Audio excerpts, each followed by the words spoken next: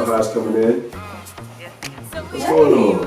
Thanks for coming. I really appreciate having you here, man. We had your homegirl Brittany here, the first guest, and she was telling me a lot about like what you were standing for, your platform. And I was like, I had to have you come on. Yeah. So just give a little bit of backstory of your journey, who you are. So my name is Hodge. I am a creative director, and I started my journey to this space actually in advertising and marketing. So I went to UGA and did advertising, and then worked in corporate marketing for about 7 years. Okay.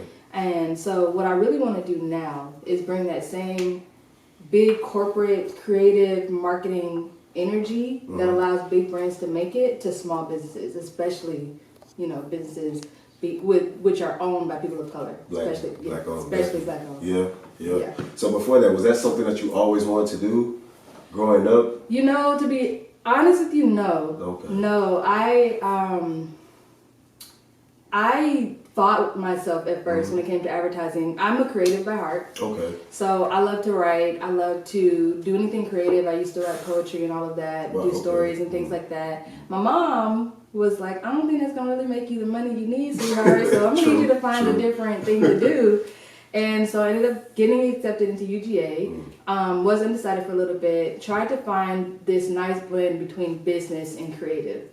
And I found advertising in that space. And I did fight with myself because I was like, isn't advertising when you kind of like have to like manipulate or influence people to do something they want to do, Yeah, but I think it really does come back to that intention and who you are and what it is that you're pushing. I worked with at like apartment communities here in Atlanta and Texas, like Austin, Texas, where it's like, they like that idea of being gritty and grungy and different. That's where South by Southwest is. So it's just a different energy there. So I had a chance to go there and see the community, see the competitive communities that they were up against. And so positioning them in such a way that they have something that's slightly different so that when you're looking at all of the different communities that you might want to live in, apartments that you might want to choose from, why that one would stick out. What I love is really the creative space and not as much the business. And so what I found was I couldn't be as creative as I wanted to, but I was also gaining all these skills that I felt like our people didn't really have access to, especially small businesses. And I felt like we needed to be able to compete on a level playing field. So that's when I started to use the same skill sets and experience that I had there for like my friends and other people that were building things that I felt like were so impactful and went more than getting money. And I brought that to Boss Night In. I brought that to when Brittany did Happy Hour podcast when you were on the show. That was my first time actually bringing my skill sets outside of work. Oh, wow. She was ready to do the show and everything like that. But she didn't have anybody to actually man the cameras. She had everything down to a T. She's a Virgo, so she had it all down to a T. But when it came down to it, I'm sitting in the background and they're like, okay, we got to set up. And there was all these moving pieces and they didn't have a central person to make sure that everything was getting captured the way they wanted it to be. And I stood in that gap.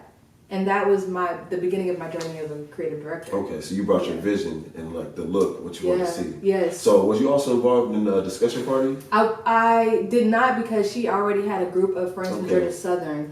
But I just supported her as much as I could. So she did discussion party, but we came back together with a third girl named Coco to put together Boss Night In, which was a group to create authentic networking experiences for women. Because we go to these events, these big conferences, you pass out business cards, and then you're like, am I going to call this person? You collect these business cards, you have a whole pile, but you didn't create this genuine relationship with them. Yeah. And that's just exchange business cards. Right. So that's what we wanted to do differently with Boss Night In, and I brought the creative and some of those marketing steps that we took to it.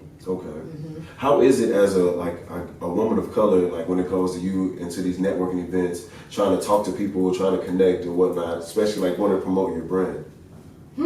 That's a great question. I've gotten more comfortable with it. While I was at one of those corporate offices, I did experience just a little bit of what I felt like was racism or at least prejudice. She didn't think she was, but she made me extremely uncomfortable to go to work every day.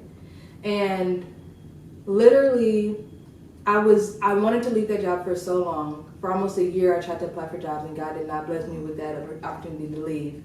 And in that discomfort, I felt like if you're not gonna like me anyway, then I might as well be my full self. Exactly. And I literally became natural. Like we had they gave us an extended Christmas break. So not just a Okay. week off. We had 2 or 3 weeks off for Christmas.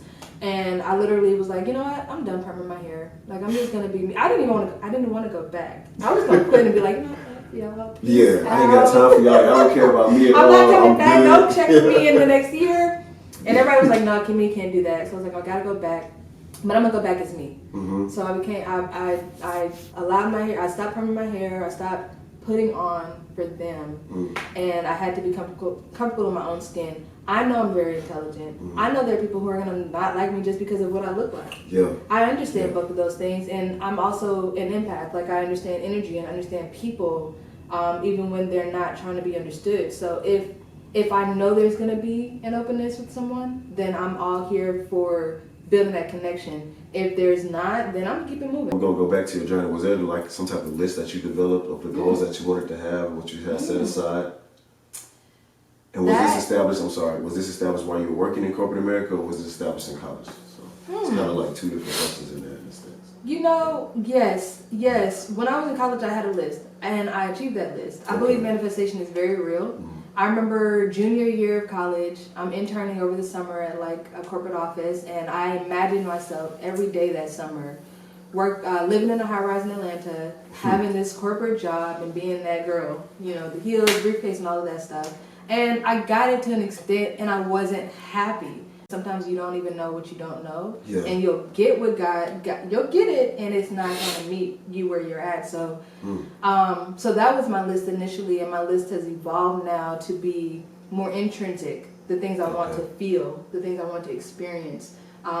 We all want money. We all need it. We have bills to pay, right? But we've all experienced where money didn't make us feel good.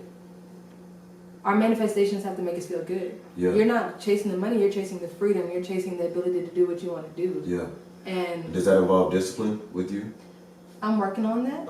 But it does. I mean, because honestly, it's like the law of the land. We all are. It's the law of the land. If you do this thing, you sacrifice this feeling, what you gain is so much bigger. And I find that in soul work. So I have a lot more discipline in soul work than I probably do in like some other areas of my life, because I know that those gains, like if I let go, then I'm gonna have more room to receive. And it's the same like working out. The gains are there. You work out, you're gonna lose. You had to sacrifice that time, that energy, that space, but you're gonna lose that weight and you're gonna gain that confidence. And that's also just like what we was talking about last week with your friend, establishing faith and understanding what faith pertaining to you working out, losing weight. You envision yourself looking some type of way, but you can't see that right there. So it's just you take that consistency of just working out and disciplining yourself. And the biggest thing I think that you said was just manifestation. And that goes with more than just writing down. You have to speak it, you have to live it, and then surround yourself. And Brittany was telling me I had like a friendship circle. Was you a part of the cheerleading squad as well? Yes. So Brittany was one of my best friends. She was one of my soulmates, literally. So back when we were all in high school, literally, you know, being raised by a single mother, we moved around a lot. I'm actually from St. Thomas originally, so I'm an island girl. But I was raised here, so I speak like I'm an American and everything, but I whine like I'm from the islands. So it's a whole different thing. I like that. You can cook, right? You know, so it's a back and forth. Like, I'm so American. I actually don't eat curry chicken, but my mom is the curry chicken maker in our family. I'm talking about, like, everybody can't just come in the kitchen. That's true. We don't play those games.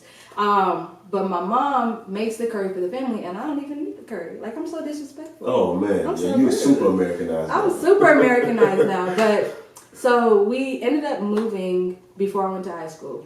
So I had to start all over again, and I remember being so miserable. And one of the first people I met was Brittany. She was in every single class I had. No lie, because Hodge and Hill. So Brittany and Chemo had every single class together. And by day 2 or 3, she turned around. We were in like world history. She knows the story to a T, by the way. She turned around and was like, okay, so obviously we're gonna be friends because we're in every class, so just give me your number now. And I'm like this new kid who doesn't know anybody, doesn't want to be there because all my friends was at this other school, and I'm like, who is this girl? But I'm like, okay, here you go. But she became one of my best friends. It's a beautiful thing having you on here. I thank you so much once again for stopping by. This is where you want to plug yourself. Plug everything that you're working on, what you got going for yourself, and we're gonna shout you out. So. I appreciate it. I thank you for this opportunity to be here today and to tell y'all a little bit about my story. If you want to follow me, I am, like I said, I'm a creative, so I'm always doing something new. My personal page is K Hodge, Khodge Creative. So K Hodge Creative is one word, and that's also my website. I also am a part of other brands as well, but you can find out all of my projects at any time at K Hodge Creative. Yeah. Thank you so much, Kim. Give me a hug. Yes, thank you. This is awesome.